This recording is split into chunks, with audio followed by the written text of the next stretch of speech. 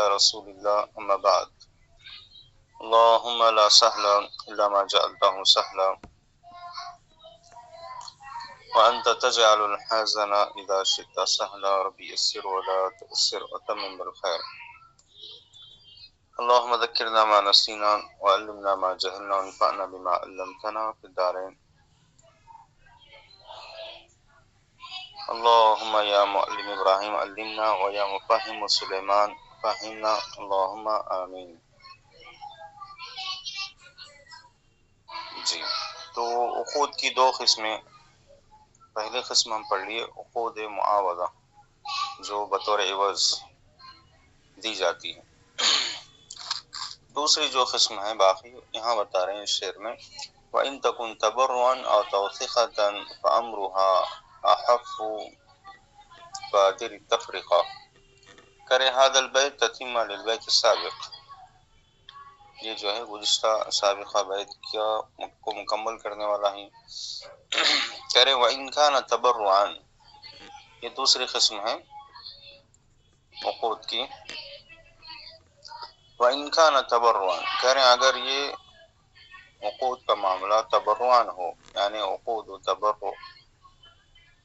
تبرع جیسے کالہبات و صدقات، تبرع کہتے ہیں بغیر کسی عوض کے کوئی معاملہ طے ہو، بغیر کسی جس میں کوئی عوض نہ ہو،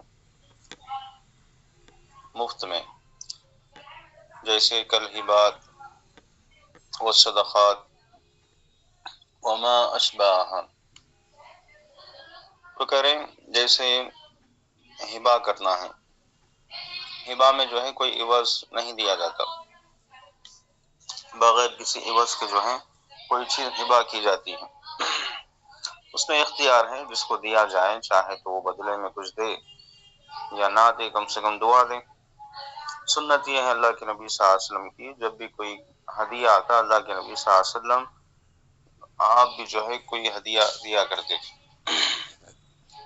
کم سے کم دعا دینا چاہیے، دعا بھی ایک بہت بڑا ہدیہ ہوتا ہے، اور صدقات اسی طرح صدقہ و خیرات جو دیا جاتا ہے اس میں کوئی عوض نہیں دیا جاتا، وما اشباہ، یا اس طرح کی کچھ چیزیں کچھ معاملات جس میں عوض نہیں دیا جاتا، تو کریں فَأَمْرُهَا خفیف، اس کا معاملہ جو ہے ہلکا ہے، آسان ہے، اس کی مثال دے رہے ہیں وَعَلَى هَذَا فَلَوْ وَهَبْتَ شَخْصًا شَيْئًا مَجْهُولًا فَلَا بَأْسَ، کہہ رہے ہیں اسی بنیاد پر کہہ رہے ہیں اگر آپ نے کسی شخص کو کوئی چیز ہبہ دی مجہولاً، اور ایسی چیز دی جو مجہول تھی، جس کی صفت نہیں معلوم،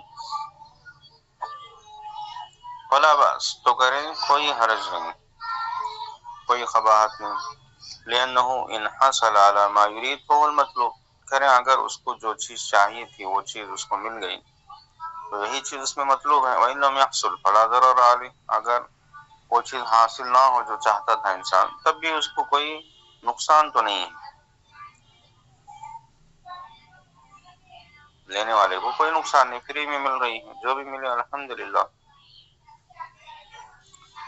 وَكَذَلِكَ التَّوْثِقَةُ یعنی الرہن، اسی طرح کریں توثیقہ کا معاملہ، توثیقہ بطور وثوق، بطور بھروسہ جو چیز دی جاتی ہے، اس سے مراد کہہ رہے ہیں توثیقہ سے مراد الرہن، رہن ہے، امرہ ایضاً امرہ اخف، کریں رہن کا معاملہ بھی ہلکا ہے، آسان ہے، وَلِهَذَا يَجُوزُ أَن يَرْهَنَ مَا لَا يَجُوزُ بَيْعُهُ، کریں اسی لیے ایسی چیز انسان جو ہے بطور رہن رکھے جس کا بیچنا جائز نہیں ہو عام طور سے، كالثمر قبل بدوء صلاحها، جیسے کوئی پھل ہے اس کو پکنے سے پہلے، اس کی صلاحیت ظاہر ہونے سے پہلے بیچنا، یہ جائز نہیں ہے، لیکن بطور رہن انسان رکھتا ہے تو جائز ہے، لأنه لو قدر أنه ما حصل المطلوب فالحق باق، اگر یہ اندازہ کیا جائے کہ اس کو مطلوب مل گیا ہے، فالحق باق، جبکہ حق اس کا بھی باقی ہے، ادا نہیں ہوا، ولہذا قال، اس لیے آگے کا جو شعر آ رہا ہے اس کی وضاحت سے پہلے اوپر ترجمہ دیکھیں تو فرق واضح ہو گیا آپ کو. جو پہلے قسم تھی قسم معاوضہ، خود معاوضہ، اس میں بطور عوض وہ چیز لی جاتی ہے، تو اس میں شرط رکھی گئی تھی کہ اس کو آپ تحریری شکل دیں اور وہ چیز معروف ہونا چاہیے، اور معتبر جو شروط رکھے جاتے ہیں اس میں ضروری ہیں. یہاں تبرع، خود تبرع میں نہیں، کیونکہ بطور عوض یہ چیز نہیں دی جاتی، اس میں آزادی ہے، اس کا معاملہ ہلکا ہے، اس میں وہ شروط کی ضرورت نہیں ہے، اور اس کو لکھنا بھی ضروری نہیں ہے، تحریر شکل دینا، یا وہ چیز مجہول بھی ہو تو جائز ہے یہاں پر، کیونکہ یہ چیز فری میں لی جاتی ہے، دی جاتی ہے، اس میں کوئی نقصان نہیں ہے سامنے والے کو. ہاں البتہ خود تبرع معاوضہ میں جو ہے بطور عوض انسان پیسہ دے کے خریدتا ہے، تو شریعت نے کنڈیشن لگائے کسی کو نقصان نہ ہو. سمجھ میں آ رہی بات؟ جی سر. تو ترجمہ وَإِن تَكُن تَبَرُّعًا أَوْ تَوْثِقًا، تو کہہ رہے اگر یہ عقد جو ہے عقد تبرع ہو جو بغیر عوض کے لی جاتی ہیں، دی جاتی ہیں، عقد تبرع ہو یا توثیقہ ہو، فَأَمْرُهَا اخف ہے، واصل میں نقطہ چھوڑ گیا آپ نے، تو کہہ رہے اس کا معاملہ جو ہے آسان ہے. قادر التفریقہ، کریں آپ جو ہے دونوں میں فرق کو معلوم کیجیے، دونوں میں فرق کو یاد کیے سمجھیے، دونوں میں کیا فرق ہے آپ اچھی طرح سمجھ جائیے. تو عقود تبرع یا توثیقہ جس کی وضاحت آ چکی ہے، جو بغیر عوض کے دی جاتی ہیں، تو اس میں جو ہے گنجائش ہے، اس کا معاملہ ہلکا ہے، آسان ہے، اس میں سابقہ شروط نہیں رکھے جائیں گے. اسی لیے آگے کہہ رہے ہیں لَإِنْ ذِي إِنْ حَصَلَتْ فَمَغْرِمْ وَإِنْ تَفُتْ فَلَيْسَ فِيهَا مَغْرَمْ. ایک بار آپ یہاں سے بولیے شیخ. کَالثَّمَرِ قبل بدوی، مثال دیے کَالثَّمَر، جیسے پھل کی مثال دیے، جیسے کوئی پھل ہے قبل بدوء صلاحیہ، اس کی صلاحیت ظاہر ہونے سے پہلے، یعنی پھل کے پکنے سے پہلے پھل کا بیچنا منع ہے، لیکن آپ بطور رہن رکھ رہے ہیں کسی کے پاس تو جائز ہے. بیچنے سے منع کیا گیا، بطور عوض پیسہ دے کر بیچنا منع ہے، کیونکہ سامنے والے کو نقصان ہو سکتا ہے، وہ پھل کچے کا کچا رہ جائے یا نہ پکے، یا اس میں کچھ خرابی لازم آئے، کیڑے پڑ جائیں، کچھ بھی نقصان ہو سکتا ہے. لیکن بطور رہن یا تبرع ہبہ کے طور پہ آپ دے رہے ہیں کسی کو، تو اس میں کوئی نقصان تو نہیں ہے، فری میں دے رہے ہیں آپ.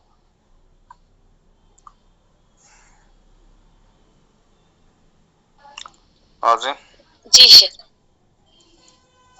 تو نیچے گئے لائن دی یعنی عقود التبرعات ان حاصلت، کریں گے عقود تبرعات اگر حاصل ہو جائے، طے ہو جائیں، میں معاملات کسی کو آپ دے دیے ہبہ کے طور پر یا رہن کے طور پر، فمغنم، تو کریں اس میں غنیمت ہے، انسان کے لیے فائدہ ہے.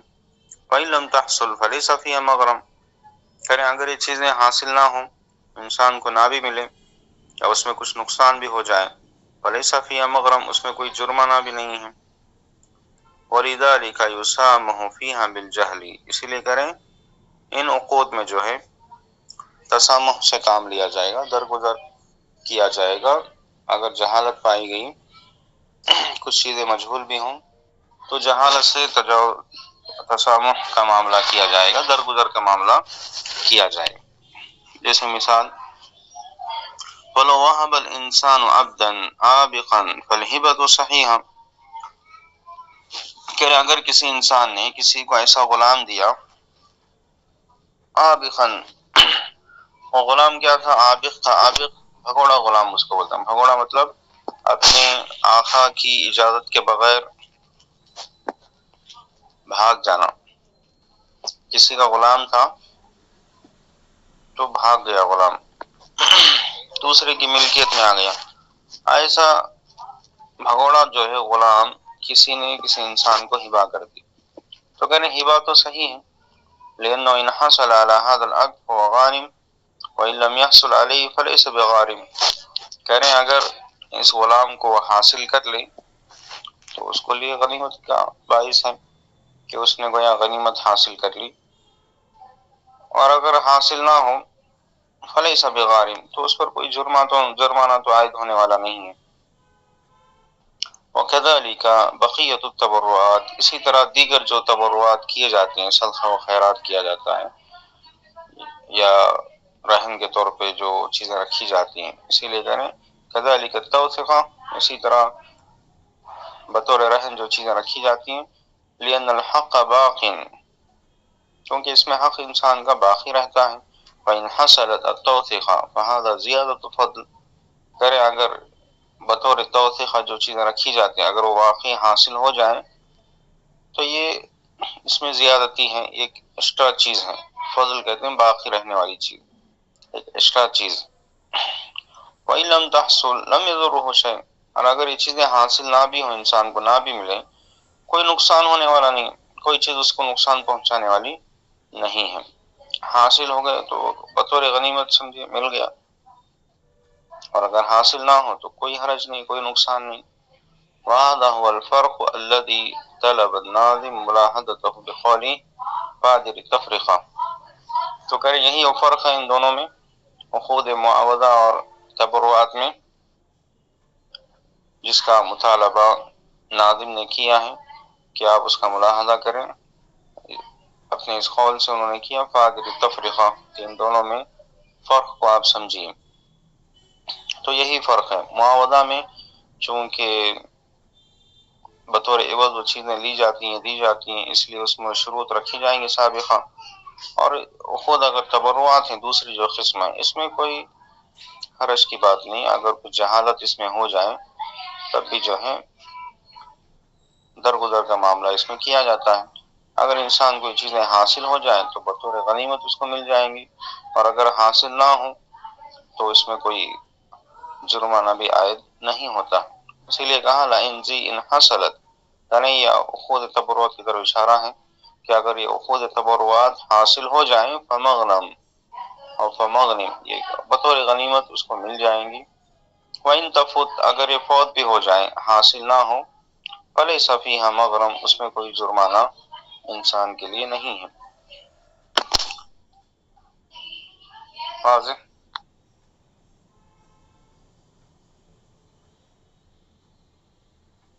قدری التفرقہ کے معنی سے، اور ایک بار تھوڑا قادر التفرقہ، کیا فرق کو سمجھیے،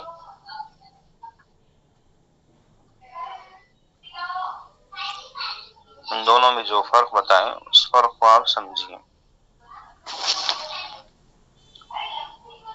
وَكُلُّ مَا أَتَى وَلَمْ يُحَدَّدْ بِالشَّرْعِ كَالْحِرْزِ فَبِالْعُرْفِ احْدِثْ أو احدد۔ القاعدة الرابعة والأربعون وهي من القواعد المهمة، وهي أن ما جاء في الكتاب والسنة مطلقا بغير تحديد فإنه يرجع فيه إلى العرف۔ قاعدہ نمبر 44 کہہ رہے ہیں یہ اہم قواعد میں سے ہیں کہ کتاب اللہ سنت رسول میں جو کچھ مطلق آیا ہے بغیر تحدید کے، جس کی تحدید نہیں کی گئی، تو اس میں ہم کیا کریں گے، ہم عرف کی طرف لوٹیں گے۔ عرف کسے کہتے ہیں، نیچے حاشیے میں دیکھیں آپ، مستقر فی النفوس من جہت شہادات العقول وتلقت الطبائع السلیمہ بالقبول۔ عرف کہتے ہیں کسی بھی سوسائٹی سماج کے لوگ، اچھے لوگ جس کو قبول کرتے ہیں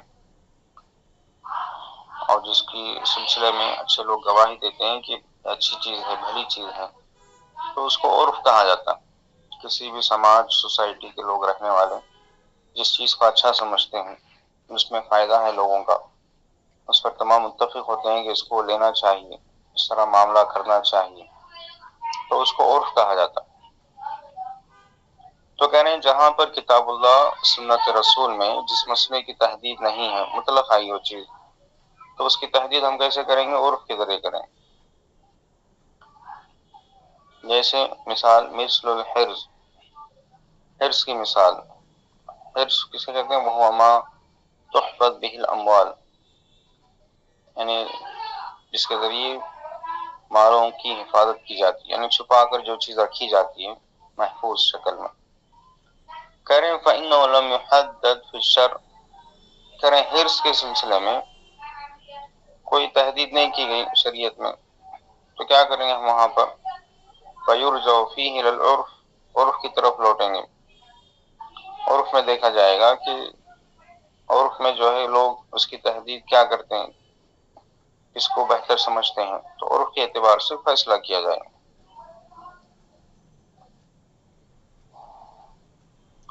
وَكَذَلِكَ النَّفَقَاتُ، اسی طرح نفقات کا معاملہ ہے، جو چیزیں خرچ کی جانے ہیں، ذمہ داری ہے خرچ کرنے کی۔ حددت بالعرف واشیاء کثیرہ، کہہ رہے ہیں اس کی تحدید بھی عرف کے ذریعے ہوگی۔ بیوی بچوں پر خرچ کرنا ہے، کتنا خرچ کرے گا انسان؟ شریعت میں نہیں بتایا گیا، کتاب و سنت میں کتنا خرچ کیا جائے گا؟ 100 روپے دیں گے، 200 روپے دیں گے روز کا، یا اس سے زیادہ دیں گے، یا اس طرح کی بہت ساری ایسی چیزیں ہیں جس کی شریعت میں تحدید نہیں آئی، مطلب حکم دیا گیا کہ آپ خرچ کرو، آپ دو۔ وَإِذَا لَمْ يَرِدْ الشَّرْعُ بِالتَّحْدِيدِ فَإِنَّنَا نَرْجِعُ فِي ذَلِكَ إِلَى الْعُرْفِ، کریں جہاں بھی شریعت کی طرف سے کوئی تحدید نہ آئے تو ہم کیا کریں گے؟ وہاں پر عرف کی طرف لوٹیں گے، دیکھیں گے کہ جہاں بھی ہم رہتے ہیں وہاں کے اچھے لوگ کس کو بہتر سمجھتے ہیں، تو اس کے اعتبار سے معاملہ ہوگا۔ تو عرف میں دیکھا جائے گا کہ عام طور سے یہاں پر کتنی ضرورت ہوتی ہے، کتنا انسان کو دیا جائے خرچ کرنے کے سلسلے میں، اس کے مطابق فیصلہ کیا جائے۔ وَكُلُّ مَا أَتَى وَلَمْ يُحَدَّدْ بِالشَّرْعِ، تو کہہ رہے ہیں ہر وہ چیز جو جس کا حکم آیا ہے لیکن شریعت میں اس کی تحدید نہیں کی گئی۔ وَكُلُّ مَا أَتَى، نے کتاب اللہ سنت رسول میں جو کچھ آیا ہے، جس کا ذکر آیا ہے، جو حکم آیا ہے، وَلَمْ يُحَدَّدْ بِالشَّرْعِ، اور اس کی شریعت میں تحدید نہیں کی گئی، کالحرز، جیسے حرص کا معاملہ ہے، فَبِالْعُرْفِ اُحْدُدْ، تو کہہ رہے ہیں آپ عرف کے ذریعے اس کی تحدید کیجیے، یعنی وہاں پر ہم عرف کی طرف لوٹیں گے، عرف کے ذریعے اس کی تحدید کی جائے گی۔ جیسے ابھی بتائیں خرچ کرنے کا معاملہ ہے، یا جس کو ہم مال جمع کرنے کا جو مسئلہ ہے، اصل میں چوری کے سلسلے میں آپ جانتے ہیں چوری کے مسئلے میں اس حرص کا ذکر ہوتا ہے کہ چوری کس کو کہتے ہیں؟ کہتے ہیں وہاں جو چیز محفوظ کر کے رکھی گئی تھی وہاں سے کوئی چیز اٹھا لیں تو اس کو چوری کہا جاتا ہے۔ تو اس کے لیے لفظ حرص کا لفظ استعمال ہوتا ہے کہ محفوظ جگہ سے کسی چیز کا لے لینا، جہاں عام طور سے انسان حفاظت کر کے رکھتا ہے، تو عرف سے تحدید ہوگی۔ اب کس کو محفوظ کہیں گے، کس کو غیر محفوظ کہیں گے؟ تو تحدید شریعت میں نہیں کی گئی کہ انسان کسی کے گھر میں جا کے اٹھا لے تو وہی اس کو حرص کہیں گے۔ اگر باہر کوئی چیز تھی کسی اور جگہ انسان نے رکھی تو اس کو ہم حرص کہیں گے نہیں۔ تو کہہ رہے ہیں عرف میں عام طور سے جہاں بھی پیسہ محفوظ کر کے رکھا جاتا ہے تو اس کو حرص کہا جائے گا۔ سمجھ میں آئی بات؟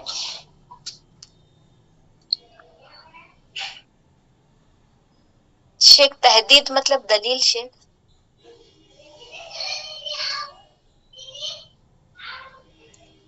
تحدید کا مطلب دلیل بولتے ہیں، کوئی چیز تحدید نہیں کی گئی، یعنی فکس نہیں کی گئی۔ تعین، تحدید کے مطلب تعین،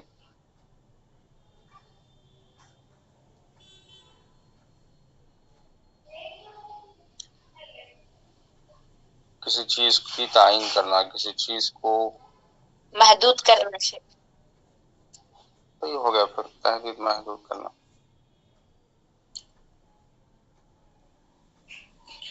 چوری کے مثال نہیں سمجھ میں اسے۔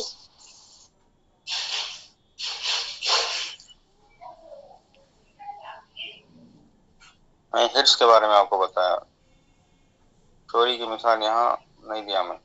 حرص کے بارے میں بتایا کہ جو بھی چیز جہاں مال جمع کر کے رکھا جاتا ہے اگر وہاں سے انسان اٹھاتا ہے تو اس کو چوری کہا گیا. تو یہاں کہہ رہے ہیں حرص کیا چیز ہے اصل، حرص کی تحدید شریعت میں نہیں آئی.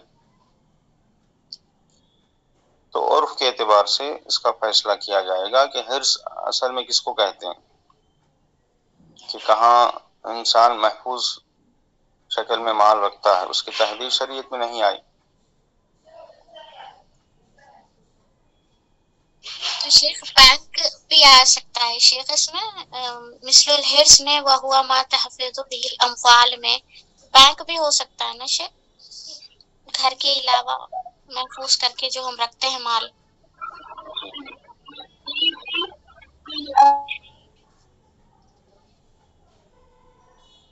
جی ہاں،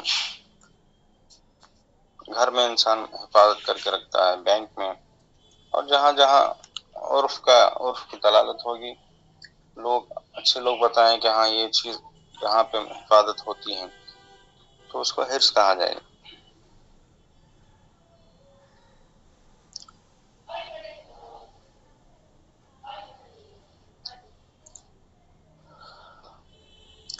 من ذاك صيغات العقود مطلقا ونحوها في قول من قد حقق، ومن ذاك ما أطلقه الشرع ولم يحدده ألفاظ العقود كالبيع والإجارة والرهن والوقف مطلقا، يعني حتى النكاح فإنه ليس له لفظ معين بل كل ما دل على المقصود انعقدت به العقود.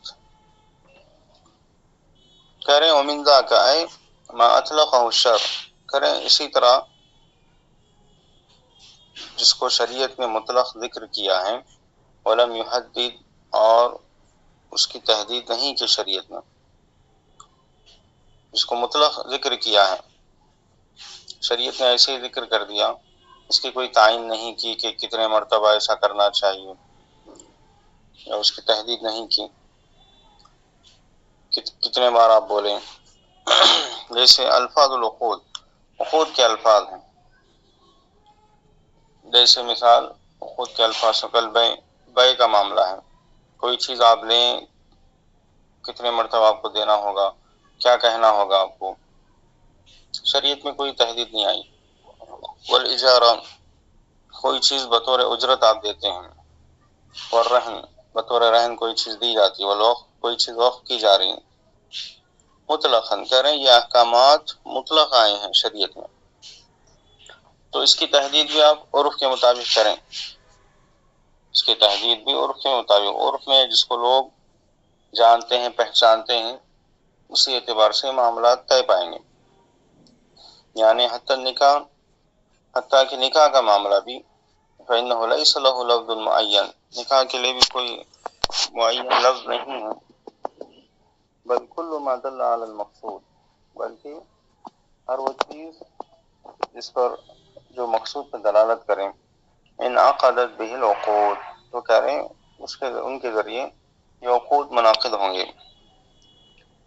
کوئی لفظ ایسا استعمال کرے انسان جس کا عرف میں اعتبار ہوتا ہے، حتیٰ کہ دیکھیں بے شرع کا معاملہ کیا ہوتا ہے، انسان گیا دکان کوئی چیز لے لیا، اٹھا لیا، پیسے دے دیا، اور اس نے کتنے رقم کی لے لی اور واپس کر دیے، یا برابر پیسے ہیں تو لے کے رکھ لیا، تو یہ کافی ہو جاتا.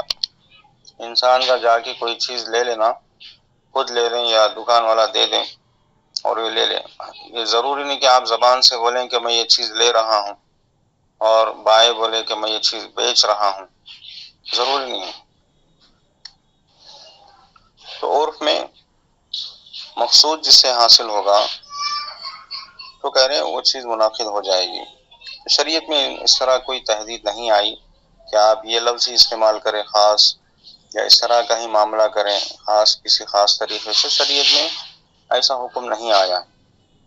تو جہاں جہاں مطلق ذکر ہیں جن احکامات کا، آپ عرف کے مطابق جو ہے عمل کریں گے. سمجھ میں آئی بات؟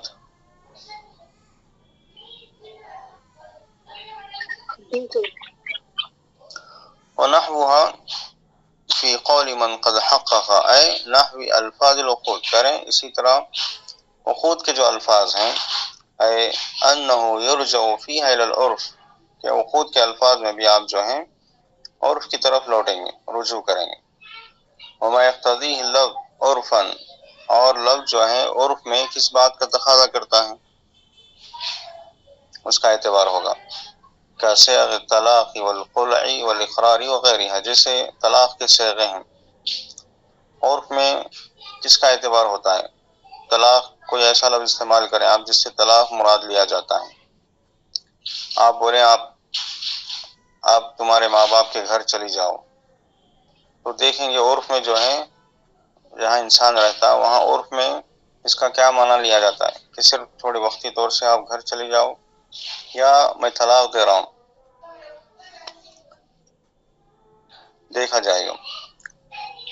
والخلع، اسی طرح خلع کے الفاظ، میں امی ابا کے پاس چلی جا رہا ہوں بول دی، تو کیا مطلب ہمیشہ کے لیے جا رہی ہوں خلع لے کے یا کچھ دنوں کے لیے؟ تو جو بھی الفاظ استعمال کرے گی خلع میں، عرف کے ذریعے تحدید کی جائے گی کہ وہاں کا عرف کیا کہتا،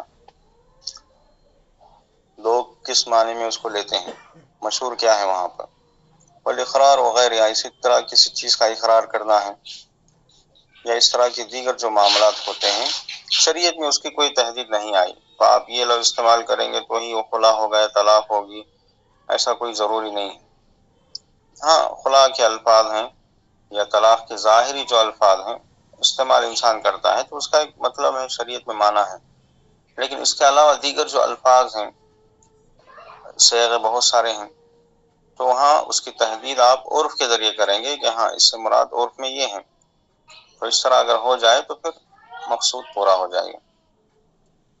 ومن ذاک صیغات العقود مطلقا، کریں اسی طرح عقود کے جو مختلف مطلق صیغے آئے ہیں قرآن و حدیث میں، ونحوها، یا اس طرح کے جو بھی معاملات ہیں الفاظ، فی قول من قد حقق، ان کے قول کے مطابق جنہوں نے اس کی تحقیق کی ہے، یعنی کتاب و سنت کے مطابق جو صیغے آئے ہیں مطلق، ان کا معاملہ بھی ایسا ہی ہوگا کہ آپ وہاں اس کی تحدید عرف کے ذریعے کریں، اس کی تحدید کیا کریں گے؟ عرف کے ذریعے کریں گے۔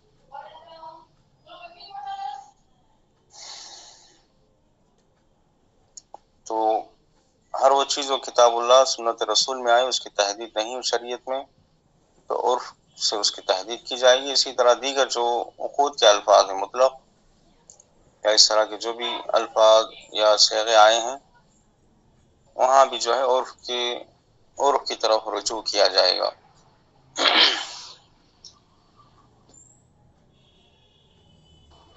واضح؟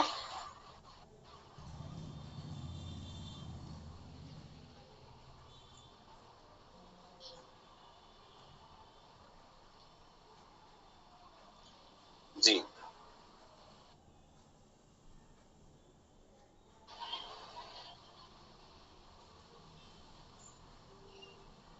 وَاجْعَلْ كَلَفْظِ كُلَّ عُرْفٍ مُضْطَرِدٍ وَشَرْطُنَا الْعُرْفِ كَاللَّفْظِ يَرِدُ۔ سمجھ میں آئے جو اوپر؟ جی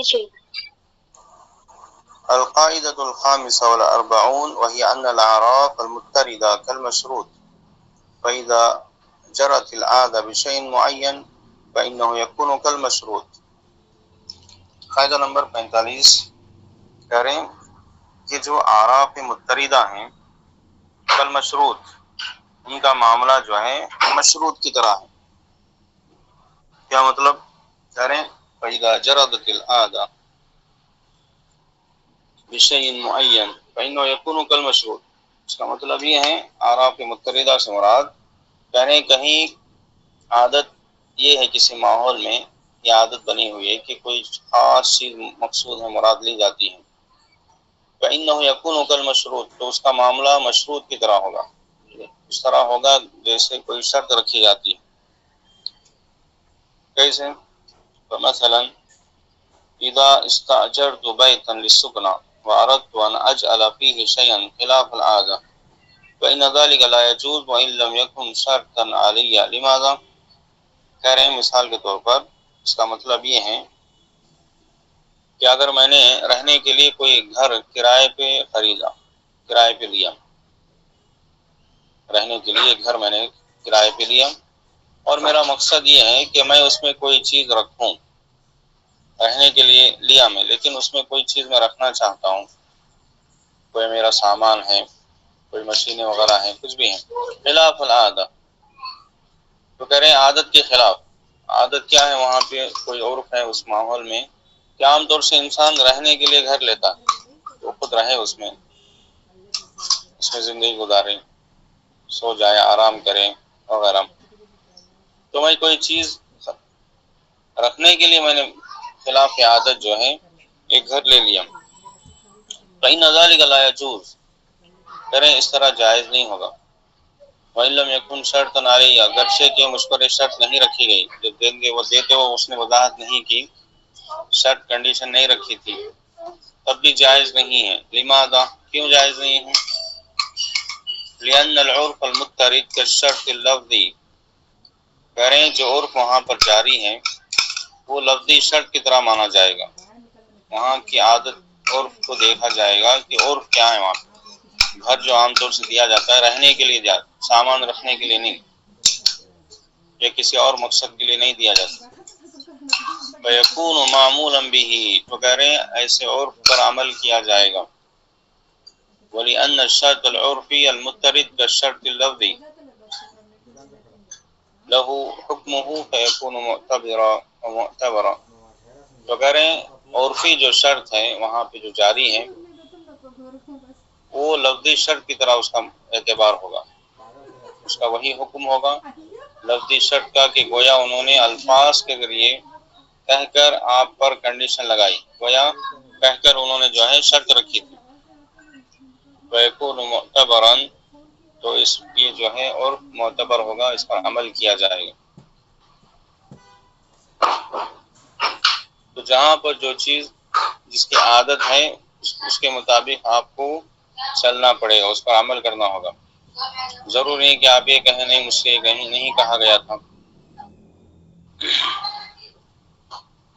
سمجھ آئی بات؟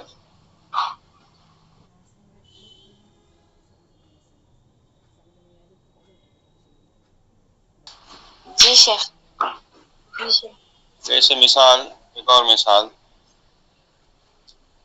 آپ کرائے پہ جاتے ہیں کہیں پہ، آٹو کرائے پہ، گھر سے آپ بس اسٹینڈ تک گئے یا بس اسٹینڈ سے گھر آئے، کچھ بھی نہیں کہا، صرف اس نے کہا بیٹھیے،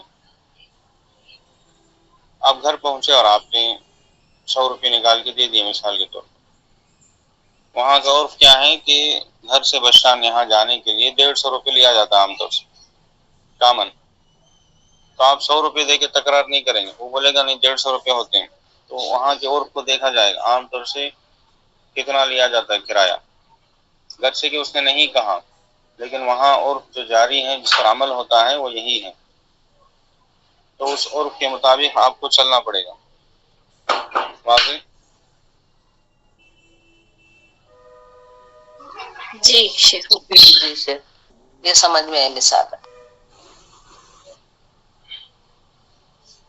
تو یہی سمجھانا چاہ رہے ہیں مولوی کہ آپ عام طور سے گھر کس کے لیے لیا جاتا ہے؟ رہنے کے لیے، مشہور کامن بات کیا ہے؟ رہنے کے لیے۔ اگر آپ اس میں کوئی بزنس کر رہے ہیں، آپ جو ہے کچھ سامان لا کے رکھ دیے، چونکہ صرف سامان رکھنے سے کیا ہوتا ہے، دھول کچرا جمع ہو جاتا ہے، گھر خراب ہو جاتا ہے، اس لیے وہ منع کر رہا ہے، تو پھر اس کی بات مانی جائے گی۔ تو اگر عرف وہاں پہ ایسا ہی ہے کہ صرف رہنے کے لیے گھر، بعض لوگ وضاحت کرتے ہیں کہ دیکھیں آپ کو رہنا ہے تو آپ رہیے، دوسرا کچھ مقصد ہے ہم نہیں دیں گے گھر، کنڈیشن رکھتے ہیں لوگ عام طور سے۔ بعض دفعہ کچھ جگہوں پر ایسی کنڈیشن پہلے سے رہتی ہے لیکن بتاتے نہیں، لیکن رہتی ہے کنڈیشن، تو وہاں جو کنڈیشن چل رہی پہلے سے اس پہ عمل کرنا ہوگا۔ تو وجعل كلفظ كل عرف مضطرد فشرطنا العرفی كاللفظ يرد، کریں ہر جو جاری عرف ہے اس کے لفظ کو آپ جو ہے بنائیے، کیسے بنائیں؟ فشرطنا العرفی، عرفی شرط کی طرح، عرفی جو شرط ہوتی ہے، جہاں پہ جو عرف ہوتا ہے، تو ہر جاری عرف کو جو ہے آپ عرفی شرط کی طرح بنائیں، کاللفظی، اس عرفی شرط کو جو ہے لفظی شرط کی طرح بنائیں. وَاجْعَلْ كَلَفْظِ كُلِّ عُرْفٍ مُضْطَرِدٍ، تو کریں ہر لفظ کو جو ہر عرف کا جو لفظ ہے جو جاری ہے اس کو اسی طرح بنائیں. فَشَرْطُنَا الْعُرْفِ كَاللَّفْظِ، کیونکہ عرفی شرط کی حیثیت لفظی شرط کی طرح ہوتی ہے. تو جہاں بھی جو عرف وارد ہے جیسے شرح میں بات آئی اس کو جو ہے آپ شرطی عرف کی طرح قرار دیں گے کہ گویا وہ مشروط معاملہ ہے کہ وہاں وہ شرط رکھی گئی ہے. تو جو جاری عرف ہے اس کو آپ مشروط جو معاملہ ہوتا ہے عرف کے مطابق اس کی طرح جو ہے آپ اس کو قرار دیں گے.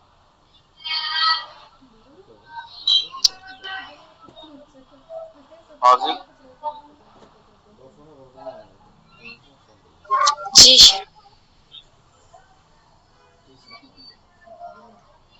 وشرط اخذ كونه من مالك وكل ذي ولایت كالمالك. القاعدة السادسة والأربعون وهي أن جميع العقود لا بد أن تكون من مالك. کریں قاعدہ نمبر 46 میں بتا رہے ہیں کہ تمام عقود کا معاملہ ایسا ہے لا بد أن تكون من مالک کہ وہ مالک کی طرف سے ہوں. اے ممن یملک ذلک العقد، یعنی جو شخص اس عقد کا مالک ہے، ملکیت رکھتا ہے، اختیار رکھتا ہے. فإن كان بيعا، اگر وہ عقد جو ہے بیع کا معاملہ ہے، کوئی چیز بیچی جا رہی ہے، فلا بد ان العاقد مالک للمبيع، وہاں ضروری ہے کہ جو بندہ عقد کا معاملہ کر رہا ہے، وہ چیز بیچ رہا ہے، اس بیچی جانے والی چیز مبیع، جو چیز بیچی جا رہی جو سامان، اس کا مالک ہونا چاہیے. اگر بیع کا معاملہ ہے تو بیع میں جو چیز انسان بیچ رہا ہے اس کا مالک ہو، ایسا نہیں کہ دوسری کی چیز لے کر بیچے. سمجھ میں آ رہی بات؟ جی شیخ. وَإِنْ كَانَ اجارہ، اگر وہ عقد کا معاملہ اجارت ہے، بطور اجرت دی جانے والی چیز ہے، فلا بد ان يكون المؤجر مالکا للمستاجر وهلم جرا. کریں بطور اجرت دی جانے والی کوئی چیز ہے تو ضروری ہے کہ جو بندہ اجرت پہ دے رہا ہے، جو چیز دے رہا ہے اجرت پہ، اس کا مالک ہونا چاہیے. گھر دے رہا ہے اجرت پہ، گھر کا مالک ہونا چاہیے. دکان دے رہا ہے اجرت پہ، دکان کا مالک ہونا چاہیے. وَهَلُمَّ جَرًا، کریں اسی طرح آپ دوسری چیزوں کو قیاس کیجیے. اسی طرح دیگر چیزوں کا معاملہ ہوگا کہ کوئی بھی چیز انسان معاملات کر رہا ہے تو اس کا مالک ہونا چاہیے، وہ چیز اس کی ملکیت میں رہنا چاہیے. وَكُلُّ ذِي وِلَایَةٍ كَالْمَالِكِ، یعنی من له ولایہ علی الشیء بوکالۃ او وصیۃ او غیرہما فإنه كالمالک، اے عقدہ نافذ. اسی طرح ہر چیز کریں وَكُلُّ ذِي وِلَایَةٍ كَالْمَالِكِ، یعنی من له ولایہ علی الشیء. اسی طرح اگر کسی کو کسی چیز پر ولایت حاصل ہے، اس کو وکیل بنایا گیا، کبھی وکالت، کسی کو کسی چیز پر آپ نے وکیل بنایا تو گویا اس کا مالک ہے. یا کسی کو آپ نے وصیت کی کہ آپ یہ کام کر دیجئے میرا، تو اس کو بھی وہ بھی گویا آپ نے مالک بنا دیا. اور غیرہما، اس طرح کی کوئی بھی چیز جس پہ آپ دوسروں کو ذمہ داری دیتے ہیں، گویا آپ ان کو اس کا مالک بنا دیے. فإنہ کالمالک، تو کہہ رہے ہیں گویا جو ہے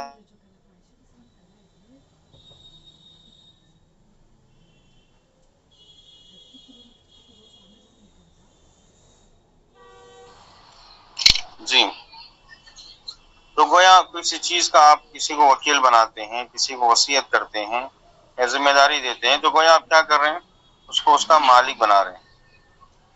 مطلب اے عقدہ نافذ، اس کا معاملہ طے کرنا نافذ کیا جائے گا، وہ نافذ ہوگا معاملہ. سمجھ میں آئی بات؟ جی شیخ. اسی لیے کریں وہ شرط عقد کونہ من مالک، کریں کسی بھی عقد کی شرط یہ ہے کہ اس کا مالک ہونا چاہیے. انسان جو ہے اس عقد کا مالک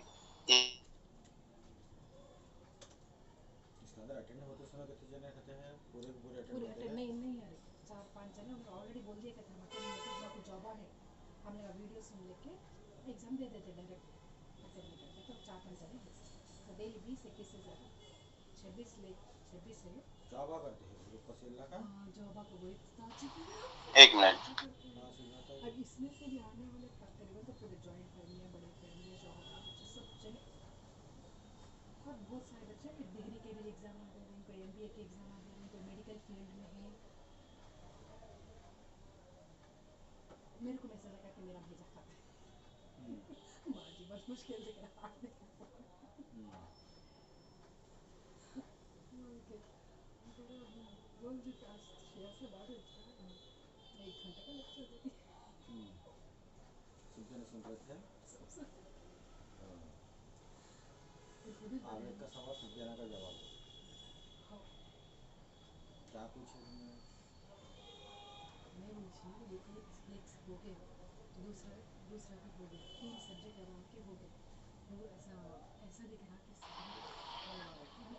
جی تو واضح ہے یہ. وشرط عقد کونه من مالک وكل ذی ولایہ کالمالک. تو کہہ رہے ہر وہ انسان جس کو کسی چیز پہ ولایت حاصل ہے وہ مالک کی طرح ہے. گویا آپ نے اس کو ولایت دے کر اس کو مالک بنایا. جیسے آپ نے کسی کو وکیل بنایا کسی چیز پر، یا وصیت کی آپ نے، یا ذمہ داری دی کسی چیز کی، تو گویا اس کو مالک بنا دیا. تو ہر وہ عقد نافذ ہوگا جس کا انسان خود مالک ہے، اس کی ملکیت میں ہے وہ چیز، تو اس کو بیچ سکتا ہے، خرید سکتا ہے، دے سکتا ہے. جی واضح. جی شیخ.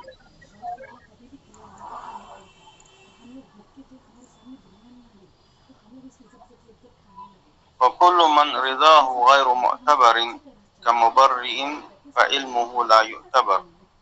القاعدة السابعة والأربعون وهي أن من لا يعتبر رضاه لا يعتبر علمه. قاعدہ نمبر 47 بتا رہے ہیں کہ جس کی رضامندی کا اعتبار نہیں کیا جاتا اس کے علم کا اعتبار بھی نہیں ہوگا. وكل إنسان لا يعتبر رضاه بالشيء فإنه لا يعتبر علمه. ہر وہ انسان جس کی رضامندی کا اعتبار اس چیز سے راضی ہونے کا اعتبار نہیں کیا جاتا فإنه لا يعتبر علمه، تو اس کے علم کا اعتبار بھی نہیں ہوگا. کیوں؟ لأنه إذا كان لا يعتبر رضاه فسوف يقع سواء علم أو لم يعلم رضي أو لم يرضى. کہہ رہے ہیں اس لیے کہ جس کے علم کا اعتبار نہیں ہوتا اس لیے نہیں ہوتا کہ اس کی رضامندی کا اعتبار نہیں کیا جاتا. چاہے وہ چیز واقع ہو گئی، چاہے اس نے اس کو جانا، اس کے علم میں وہ چیز تھی یا نہیں تھی، وہ راضی تھا یا نہیں راضی تھا، نہیں معلوم. کیسے؟ مثال کے ذریعے سمجھ جائیں گے آپ. ومثل ذلك بطلاق المرأة. کریں اس کی مثال علماء نے دی ہے کہ کسی عورت کو طلاق دی گئی. فإن طلاق المرأة لا يعتبر رضاها به ولا يعتبر علمها. کریں عورت کو طلاق دی گئی، طلاق دیا جانا، اس میں کہہ رہے اس کی رضامندی کا اعتبار نہیں کیا جاتا، تو اس کے علم کا بھی اعتبار وہاں نہیں ہوگا. کیسے؟ فلو طلقها الزوج ولم تعلم المرأة. اس طریقے سے کہ شوہر نے طلاق دے دی بیوی کو اور بیوی کو نہیں معلوم، وقع طلاق، کریں طلاق واقع ہو جائے گی. اگر کسی شوہر نے بیوی کو طلاق دی تھی، بیوی کو اس کا علم نہیں تھا، طلاق تو واقع ہو جائے گی. کریں والا ہذا، اس بنیاد پر فلو طلقها ثم حاضت بعد الطلاق 3 مرات وهي لم تعلم بالطلاق. کریں اگر کسی نے اپنی بیوی کو طلاق دی تو طلاق کے بعد 3 مرتبہ اس کو حیض آ گیا، 3 مہینے گزر گئے، عدت ختم ہو گئی، وہی لم تعلم بالطلاق، گرچہ کہ بیوی کو نہیں معلوم، انقضت عدتها، کہہ رہے ہیں اس کی عدت ختم ہو گئی، لأنه لا يشترط رضاها فلا يشترط علمها، کیونکہ طلاق میں بیوی کی رضامندی کا اعتبار نہیں کیا جاتا، اس کی شرط نہیں رکھی جاتی کہ بیوی راضی ہے یا نہیں ہے، دیکھا نہیں جاتا، تو پھر اس کا علم ہونا یہ بھی شرط نہیں رکھی جائے گی کہ اس کا جاننا بھی ضروری نہیں ہے۔ فعکس ذالک، اس کے برعکس، یہ بات سمجھ میں آئی؟ جس جی کی شیخ۔ معاملے میں رضامندی کا اعتبار نہیں کیا جاتا تو اس کا جاننا بھی اس کے لیے ضروری نہیں ہے، اس کا اعتبار نہیں ہوگا تو چیز اس کو معلوم تھی یا نہیں معلوم، کیونکہ اس کی رضامندی شرط نہیں ہے۔ کوئی معاملہ آپ کسی کے ساتھ کر دیے جس میں اس کی رضامندی کا اعتبار نہیں کیا جاتا تو آپ بولیں گے کہ چاہے آپ کو معلوم ہو یا نہ ہو ہم نہیں دیکھیں گے، کیونکہ آپ کی رضامندی کا اعتبار ہی نہیں ہے اس معاملے میں۔ سمجھ میں آئی بات؟ اس کو اختیار ہی نہیں ہے۔ تو طلاق میں بیوی کا اعتبار نہیں کیا جاتا، بیوی راضی ہے یا نہیں ہے دیکھا نہیں جاتا، تاکہ بیوی یہ دعویٰ کرے کہ مجھے معلوم ہی نہیں تھا، تو بیوی کو معلوم ہونا ضروری نہیں ہے۔ البتہ خلا میں ایسا معاملہ نہیں ہے، خلا میں شوہر کو بتانا ضروری، اس کی رضامندی ضروری ہے، طلاق میں ضروری نہیں ہے۔ واضح؟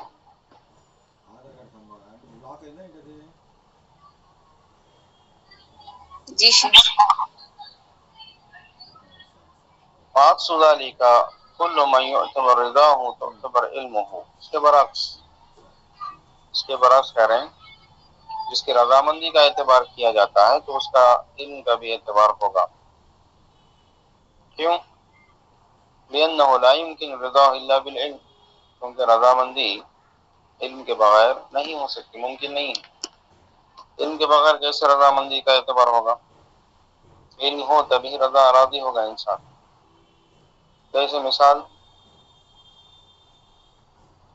لو زوج اخته بدون علمها لم يصح النکاح، کہ اگر کسی نے اپنی بہن کی شادی اس کے علم کے بغیر کر دی تو کہہ رہے نکاح جائز نہیں، درست نہیں۔ کیوں؟ لأنه یشترط رضاها، کہہ رہے ہیں کیونکہ بہن کی رضامندی شرط ہے، اس کا راضی ہونا ضروری ہے، چاہے بیٹی کا نکاح کرے کوئی، بہن کا نکاح کرے، کسی کا بھی نکاح کرے، اس کی رضامندی ضروری ہے، شرط ہے۔ فلا بد من علمها، تو اس کا جاننا بھی ضروری ہے۔ سمجھ میں آئی بات؟ جی شیخ۔ جی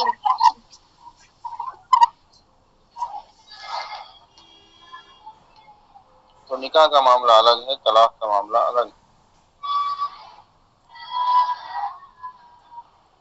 تو کہہ رہے ہیں کل من رضاہ غیر معتبر کمبرئ فعلمہ لا یعتبر، کہہ رہے ہیں ہر وہ انسان جس کی رضامندی کا اعتبار نہیں کیا جاتا، کمبرئ جیسے کوئی برات کا اعلان کرنے والا ہے، کسی چیز سے کوئی انسان برات کا اعلان کر رہا ہے تو میں اس سے بری ہوں، فعلمہ لا یعتبر، تو اس کا جاننے کا، اس کے علم کا بھی اعتبار نہیں کیا جائے گا۔ تو جب اس کی رضامندی ہی کا اعتبار نہیں ہے تو پھر اس کا جاننا نہ جاننا دونوں برابر۔ جیسے مثال دی ہے نیچے طلاق کی۔ لیکن شیخ اس چیز کا لوگ غلط استعمال بھی کر رہے ہیں شیخ، باہر رہ کر کے طلاق دے رہے ہیں نا شیخ، اور مطلب ایسا ہوا ہے ہمارے پڑوس میں ہی کیس ہوا ہے اس طرح کا کہ آدمی نے جو ہے باہر جرمن میں تھا وہ، تو لڑکی کو جو ہے اس نے طلاق دے دی، اور تقریباً 4.5 مہینے بعد تو اس کو وہ طلاق نامہ موصول ہوا، تب کہیں جا کے اس لڑکی کو پتا چلا، جب تک کہ شاید تقریباً 5 مہینے ہو گئے تھے سوری، تو تب تک کہ اس کی عدت بھی گزر چکی تھی شیخ۔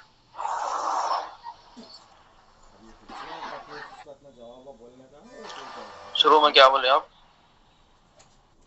جی شیخ، ہمارے پڑوس کا ایک قصہ تھا اس سے پہلے جس میں جی ایک لڑکی ہمارے گھر کے پاس ہی رہتی ہے شیخ، تو باہر سے ان کے شوہر نے آپ کچھ بولے لفظ ایسا ہوتا ہے، ایسا ہوا ہے، بلکہ مثال شروع کیا، وہ لفظ جی کیا ہاں شیخ، ہاں شیخ، ان کا ایک قصہ ہمارے پڑوس کا ایک قصہ ہے کہ انہوں جو ہے باہر سے طلاق بھیج دی، تقریباً 4 مہینے بعد ان کو نہیں نہیں، یہ چیز واضح ہے، مثال آپ شروع میں اس حکم چیز کو غلط استعمال کرتے ہیں لوگ.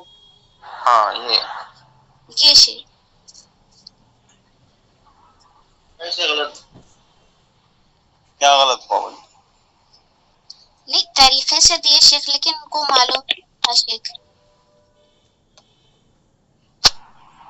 مطلب 5 مہینے بعد بھی معلوم ہوا تو بھی چلتا ہے بیوی کو شیخ، تب تک بھی علم نہیں ہوا تو بھی یہ بھی جائز ہے شیخ. جی جائز تو ہے، ہاں ابھی جو مثال میں پیش کیا نا کہ طلاق ہاں ہوا جی ہو جائے گی، اس نے ہم بستری نہیں کی، معاملات بیوی کی طرح سلوک تو نہیں کیا نا. جی جی اگر جی دیکھے اس نے غلط کچھ کیا ہے تو تب آپ بولیں گے کہ غلط ہے، بلکہ چاہے وہ بتا کے دیتا، کبھی نہ بتا کے دینا اس میں مصلحت ہوتی ہے. جی بتا کے دیا تو جھگڑے شروع کرے گی، جی کورٹ کچہری تک جائے گی، ایسے بھی معاملات ہو رہے ہیں آج. جی حقوق ادا نہیں کرتی بیوی، صحیح معاملات نہیں کر رہی تو چھپا کے دینا ہی اس کے لیے بہتر ہے، ورنہ گنڈوں کو لائے گی، کورٹ کچہری جائے گی، بہت ہنگامہ کریں گے. آج طلاق لینے کے لیے بھی ڈیمانڈ کر رہے ہیں. غلط شیخ سماج حکومت بھی ساتھ دے رہی ہے غلط چیزوں میں. حتیٰ کہ دیکھیے پرسوں قانون پاس ہوا کہ طلاق دینے کے بعد، رشتہ ختم ہونے کے بعد بھی مطالبہ کر سکتی ہے. ایک اجنبی سے میرا کیا تعلق؟ صحیح ہے شیخ، جی ہو شیخ، مردوں پر ظلم ہو رہا ابھی، اس کو کوئی بھی نہیں غلط ہے. بولیں گے. مردوں کے معاملے میں کوئی قانون نہیں. عورت جھوٹ بھی بولی تو چلے گا، کچھ بھی جی بولتے ہیں تو جی آنسو جی بہائی تو بھی لوگ آگے مار دیتے ہیں، چیخا چلائے تو بھی کوئی ساتھ دیتے نہیں. ایسا ماحول ہے آج. نکاح کرنا بھی جائز طریقے سے، اچھی چیز کرنا بھی جرم ہے گویا. کوئی دوسری شادی بھی کرتا ہے تو جرم ہے گویا. ہو کوئی جا کے بدکاری کرتا ہے چھپ کے تو کھلا آزاد کر رہا ہے. ایسا ماحول ہے ہمارے پاس. ایک میسج آیا تھا دیکھیے واٹس ایپ پہ چند سال پہلے، گھوم رہا ہے ابھی وہ. ایسا ہی ماحول ہے، غلط کام کر رہے ہیں لوگ، غلط طریقے سے ظلم کر رہے ہیں، زیادتی کر رہے ہیں، شریعت کی کھلم کھلا خلاف ورزی، کوئی بولنے والا نہیں، کوئی پوچھنے والا نہیں. جی اگر جی جائز شیخ تو انسان چھپا کے شاید چاہے کرے، یا مصلحت اس کو معلوم ہے حالات کیا ہیں. ہم صرف فیصلہ اٹھا دیتے ہیں کہ نہیں ایسا نہیں کرنا تھا، ایسا کرنا تھا. آگے پیچھے کیا ہو رہا ہے